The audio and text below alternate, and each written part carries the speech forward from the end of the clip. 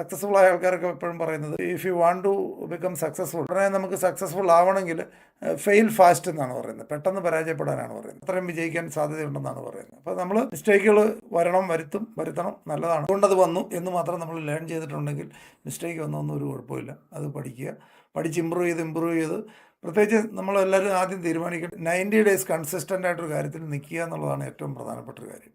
ഇതിനിടയ്ക്ക് ചില ആൾക്കാർ 90 ദിവസം ചെയ്തിട്ടുണ്ടാവും. ആ 90 ദിവസം ടോട്ടലാകുന്നത് 6 മാസം കൊണ്ടാണെങ്കിൽ ഒരു കാര്യമില്ല, വീണ്ടും ആദ്യം മുതൽ തുടങ്ങേണ്ടി വരും. അതായത് നമ്മൾ ചിലപ്പോൾ 10 ദിവസം 15 ദിവസം ഈ കാര്യം ഫോളോ ചെയ്യും, അടുത്ത 10 ദിവസം ഫോളോ ചെയ്യത്തില്ല, പിന്നെ 15 ദിവസം ഫോളോ ചെയ്യും. ഇങ്ങനെ പോകുന്നവരെ സംബന്ധിച്ച് ടോട്ടൽ 90 ഡേയ്സ് എന്ന് പറയുന്ന സാധനം എത്തുകയില്ല, വീണ്ടും ഒരു ആദ്യം മുതൽ 90 ഡേയ്സ്. ഏതൊരു കാര്യവും നമ്മൾ കൺസിസ്റ്റൻ്റായിട്ട് 90 ദിവസം നമ്മൾ അതിൽ തന്നെ നിൽക്കുന്ന ഒരാൾക്കാണ് സക്സസ് ഉണ്ടാകുന്നത്. അതിനകത്ത് ചിലപ്പോൾ 87 ദിവസം ഫെയിലിയർ ആണെങ്കിലും കുഴപ്പമില്ല, ആ ഒരു 88ാമത്തെ ദിവസം മുതൽ വിജയം വരും. ഇങ്ങനെയാണ് സക്സസ് ആകുന്നത് ഏത് ഫീൽഡിലും ഏത് വിഷയത്തിലും. അപ്പോൾ അതുകൊണ്ടല്ലാതെ ആദ്യമേ നമ്മൾ എല്ലാ കാര്യവും വിജയിച്ചും പഠിച്ചൊന്നും അല്ലായിരിക്കും വരുന്നത്. ആദ്യം ഫെയിലിയർ മിസ്റ്റേക്കുകളൊക്കെ വരും.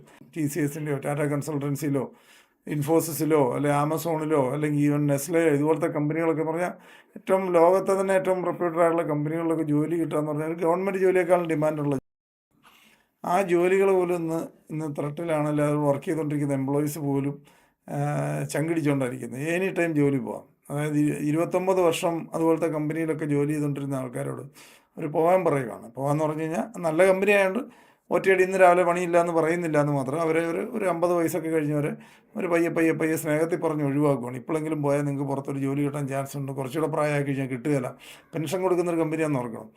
അപ്പോൾ അവർ പോലും ഒഴിവാക്കും. അപ്പോൾ ഇത്രയും ഗുരുതരമായ തൊഴിൽ പ്രശ്നം മാർക്കറ്റിലുണ്ട്. അതായത് 29 വർഷം മറ്റും ഇത്രയും നല്ലൊരു കമ്പനിയിൽ ഇത്ര എക്സ്പീരിയൻസ് ഉള്ള ഒരാളെ പുറത്തേക്ക് വിട്ടിട്ട് വേറൊരു ജോലിക്ക് ശ്രമിച്ചിട്ട് 72 കമ്പനിയിൽ അത് അപ്ലൈ ചെയ്തിട്ട് ഒരു കമ്പനിയിൽ നിന്ന് കോൾ പോലും പുള്ളിക്ക് വന്നിട്ടില്ല എന്ന് പറഞ്ഞാൽ എക്സ്പീരിയൻസ് ഉള്ളവനെ ആർക്കും വേണ്ട എന്നാണ് ഇന്നത്തെ മാർക്കറ്റിൻ്റെ കണ്ടീഷൻ. ഇതാണ് റിയാലിറ്റി എന്ന് മനസ്സിലാക്കുക. ഇത് നമ്മൾ മനസ്സിലാക്കിയില്ലേ, നമ്മൾ വളരെ ഹാർഡ് വേയിൽ നമ്മൾ മനസ്സിലാക്കേണ്ടി വരും. ഇതാണ് ഇനിയുള്ള കാലം. അതായത് ഇത്രയും വർഷം എക്സ്പീരിയൻസ് ഉള്ള ആൾക്കാരെ ആർക്കും വേണ്ട. അതായത് ഒരാളുടെ ജീവിതത്തിൻ്റെ ഏറ്റവും മേജറായിട്ടുള്ള പൈസയുടെ ആവശ്യം വരുന്ന ഒരു ഏജ് എന്ന് പറഞ്ഞാൽ ഒരു 45 വയസ്സ് മുതൽ മുകളിലേക്കാണ്.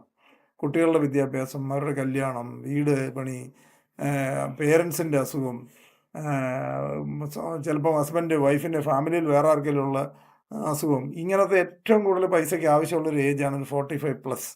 ഈ സമയത്ത് ഒരാളുടെ എക്സ്പീരിയൻസിന് വിലയില്ലാത്ത വരുന്നൊരവസ്ഥ എന്ന് പറഞ്ഞൊന്ന് ആലോചിച്ച് നോക്കി. ഇതുകൊണ്ടാണ് ഒരു പരിധി വരെ ഇത്രമാത്രം രോഗങ്ങളും വരുന്നതെന്ന് എനിക്ക് തോന്നുന്നത്. കാരണം ആൾക്കാർക്ക് ഇത്ര അങ്കലാപ്പാണ്, എന്ത് ചെയ്യണമെന്ന് അറിയാൻ മേലാത്തൊരവസ്ഥയുണ്ട്. അപ്പോൾ ഈ സമയത്താണ് ഇത്രമാത്രം ആരോഗ്യ പ്രശ്നങ്ങൾ വരുന്നതിൻ്റെ കാരണം. മൈൻഡ് വർക്ക് ചെയ്യുന്ന ആദ്യം മനസ്സിലാക്കി കഴിഞ്ഞാൽ ഇത് സിമ്പിളാണ്. നമ്മൾ പലപ്പോഴും വളരെ ലോവറായിട്ട് ചിന്തിക്കുന്നതുകൊണ്ടാണ് ജീവിതത്തിൽ വലിയ കാര്യങ്ങളൊന്നും നടക്കാത്തത്. വലിയ കാര്യങ്ങൾ അച്ചീവ് ചെയ്യുന്നവരും അല്ലാത്തവരും തമ്മിൽ ചെറിയ കാര്യങ്ങളുള്ള ഡിഫറൻസ് മാത്രമേ ഉള്ളൂ. നമ്മൾ റിസീവിങ് മോഡിൽ ഇരിക്കുന്ന ഒരാൾക്ക് മാത്രമേ കിട്ടുള്ളൂ. നമ്മൾ വാങ്ങാൻ തയ്യാറായി ഉള്ള ഒരു മൈൻഡ് സെറ്റ് ഇരിക്കുന്ന ഒരാൾക്ക് മാത്രമേ എന്ത് കാര്യങ്ങളും കിട്ടുകയുള്ളൂ.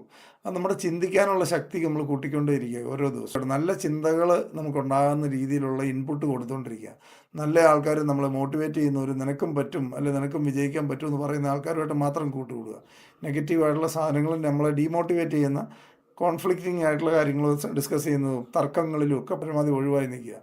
വിജയം നമ്മൾ ഉണ്ടാക്കിയെടുക്കണം.